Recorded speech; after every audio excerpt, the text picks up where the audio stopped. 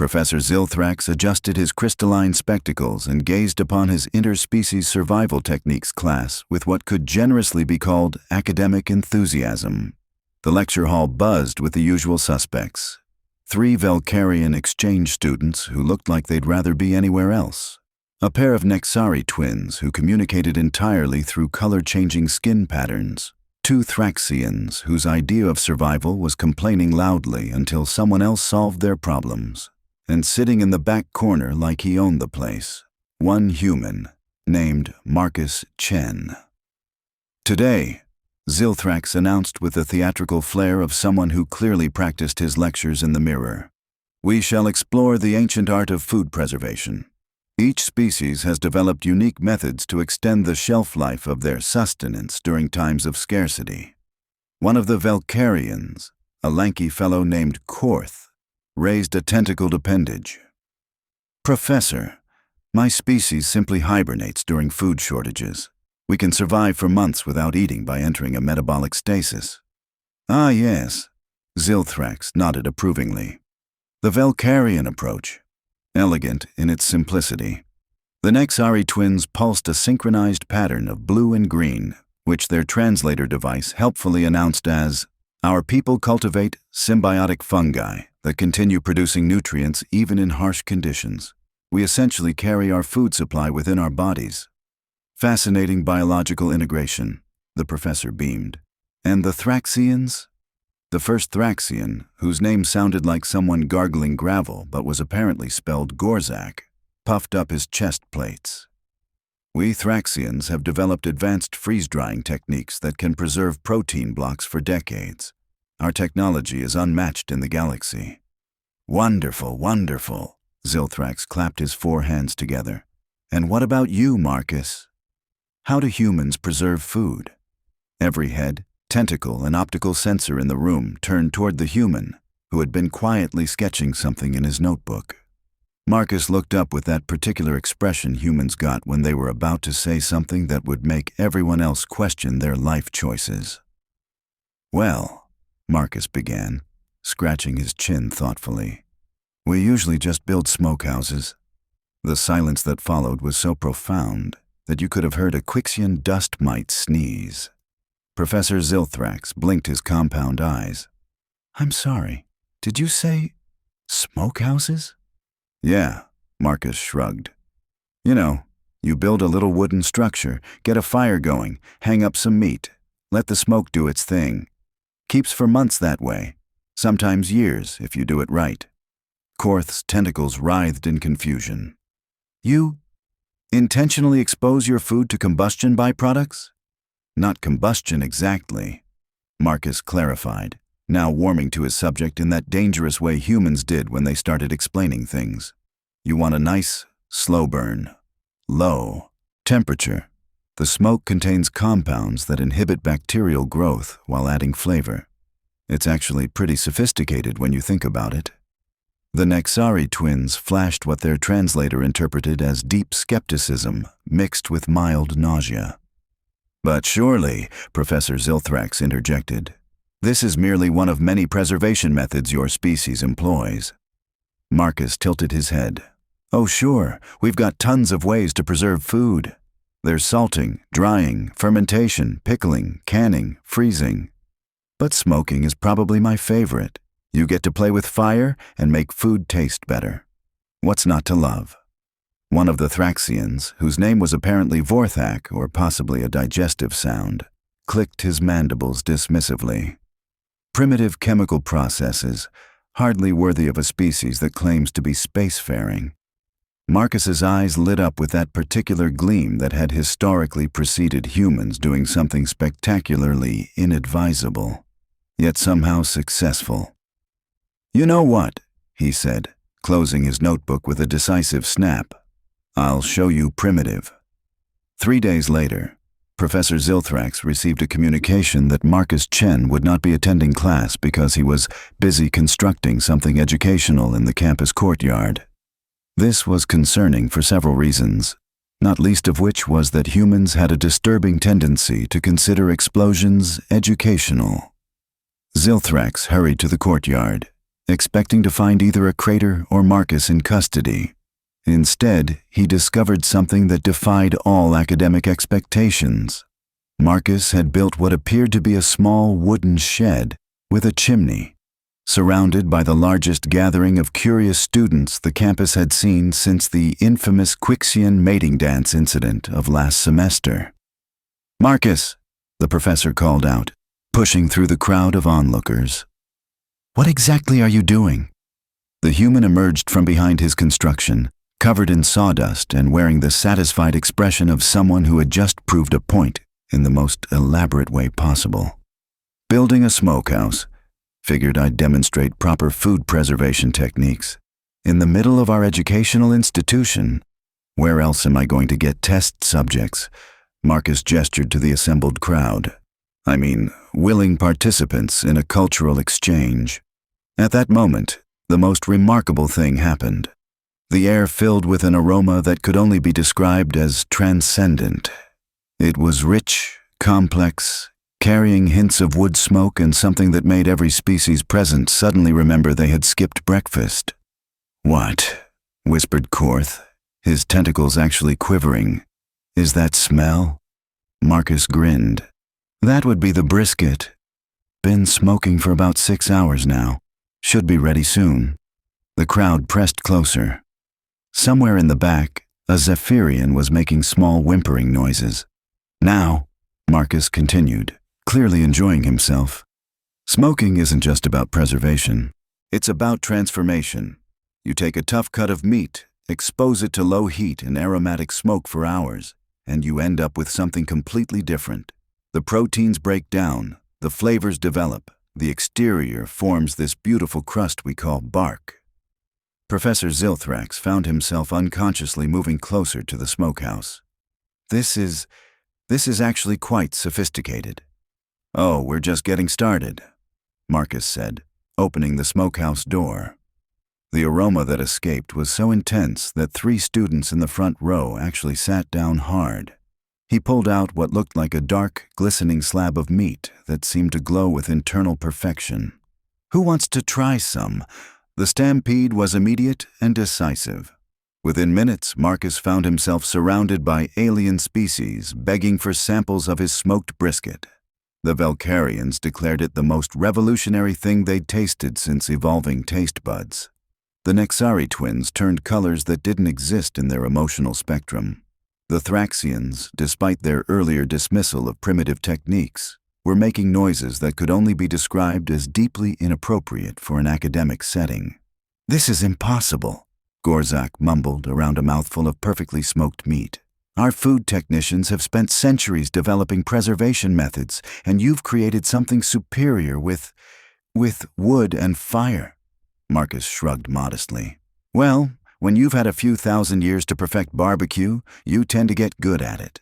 By the end of the week, Marcus had received 17 requests to cater campus events, 43 marriage proposals from various species, and 1 offer to establish a permanent cultural exchange program based entirely around smoked meats. Professor Zilthrax found him in the courtyard the following Monday, tending to what had somehow evolved into a small barbecue restaurant.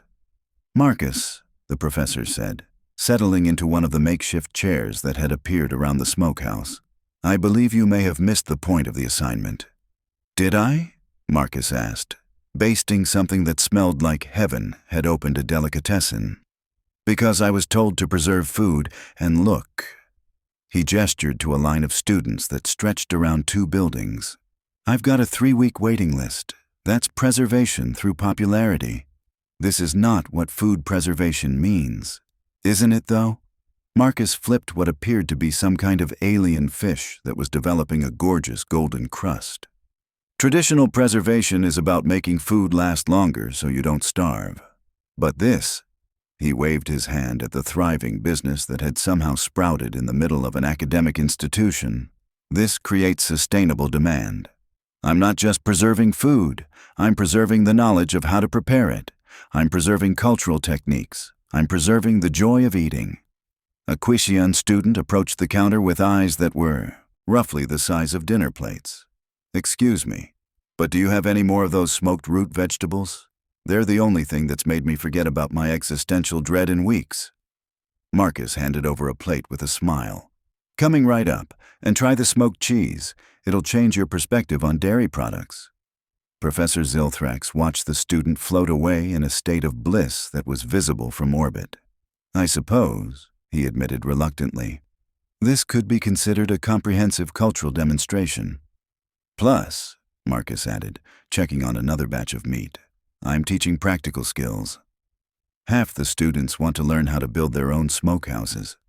The Thraxians have been here every day taking notes on temperature control. Even the Nexari twins are asking about wood selection.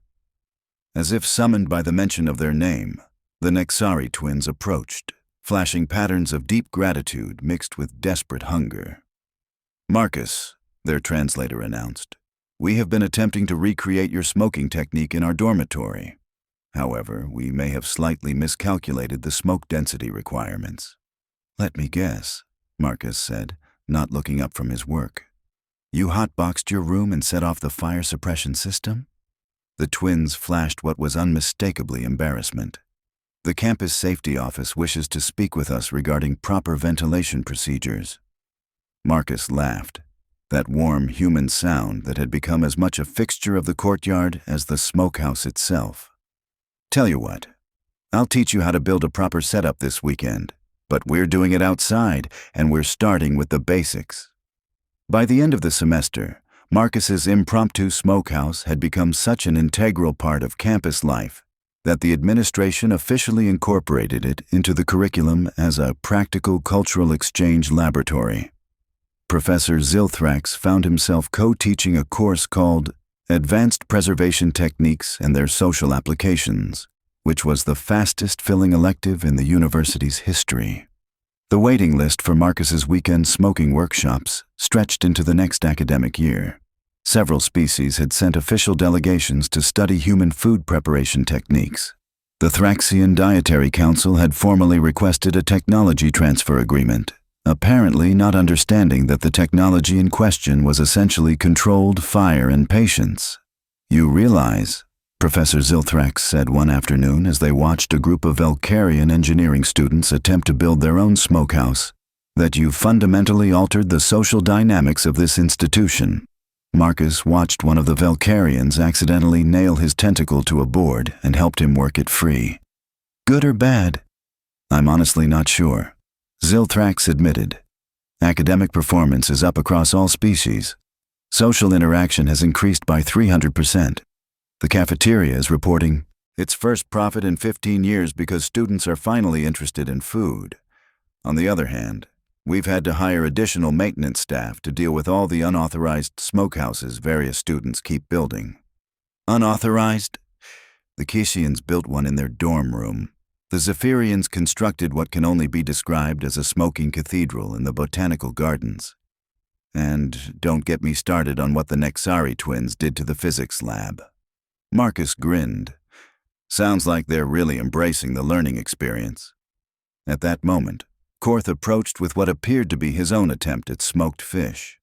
It was charcoal black on the outside and somehow still moving. Marcus, he said hopefully, I believe I may have misunderstood some of the subtleties of the smoking process. Just a bit, Marcus agreed diplomatically. But hey, that's how you learn. Besides, even burnt fish is better than no fish.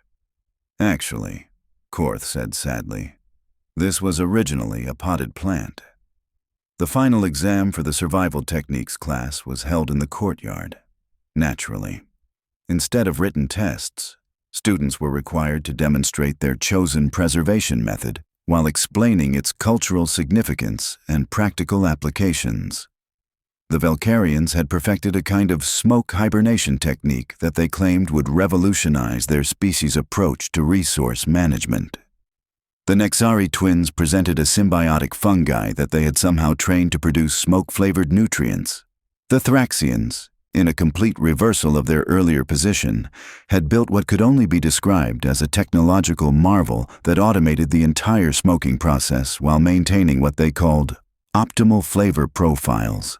And Marcus set up a simple grill and cooked burgers for everyone. You see, he explained to the assembled crowd while flipping patties with practiced ease, food preservation isn't really about the food. It's about community. It's about sharing knowledge, passing down traditions, bringing people together. You can have the most advanced preservation technology in the galaxy, but if nobody wants to sit down and eat with you, what's the point? He gestured to the courtyard, which had transformed over the semester from a sterile academic space into something resembling a cross between a farmer's market and a block party. Species that had barely acknowledged each other's existence were now sharing recipes and arguing about proper seasoning techniques. The best preservation method, Marcus continued, is making food so good that people will go to extraordinary lengths to keep the tradition alive. Professor Zilthrax looked around at his students, all of whom were eagerly waiting for their share of Marcus's burgers while discussing their own culinary experiments. The Thraxians were debating wood types with the Valkyrians. The Nexari twins were teaching a group of Quixians about flavor profiles. Someone had started a betting pool on who could build the most efficient smokehouse. "I believe," he announced formally, "that everyone passes." The cheer that went up could be heard from orbit, where a passing merchant vessel immediately changed course to investigate what they assumed was either a celebration or an invasion. They found instead a small educational institution that had somehow become the unofficial barbecue capital of the local star system. 6 months later, Marcus received a formal offer from the Galactic Culinary Institute to establish the first interspecies smoking academy. The proposal came with a substantial budget, complete creative control, and a diplomatic passport that would allow him to travel to any world in known space for the purpose of advancing cross-cultural understanding through applied smoke-based food preparation techniques. He turned it down. "Why?" Professor Zilthrax asked, genuinely baffled. "This is the opportunity of a lifetime. You could spread your techniques across the galaxy, influence billions of beings, become the most famous human chef in the universe." Marcus looked around the courtyard, where his students were busy tending to their various smoking experiments while arguing about everything from optimal temperature ranges to the philosophical implications of flavor enhancement. "You know what I'd be doing out there?" he asked. "Teaching technique, showing people how to replicate what I do. But here," he gestured to where a Thraxian was patiently explaining fire management to a group of Quishian youngsters. "Here I'm teaching them to teach each other. This isn't about me anymore. It's about them." 3 years later, the university officially renamed the courtyard the Marcus Chen Memorial Smokehouse Complex, which confused Marcus considerably since he was still very much alive and still teaching there. "It's not a memorial," the dean explained. "It's commemorative. We're commemorating your impact on interspecies relations through the medium of perfectly smoked meat."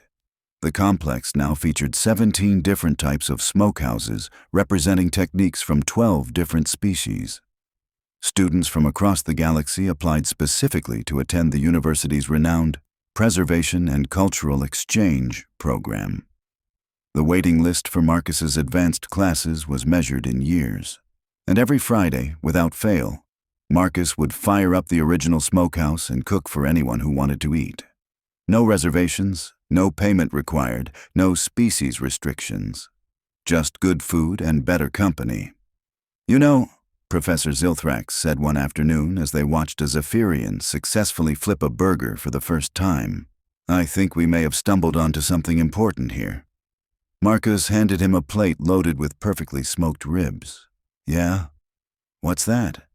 "The real secret to survival," Zilthrax said thoughtfully, "isn't about preserving food.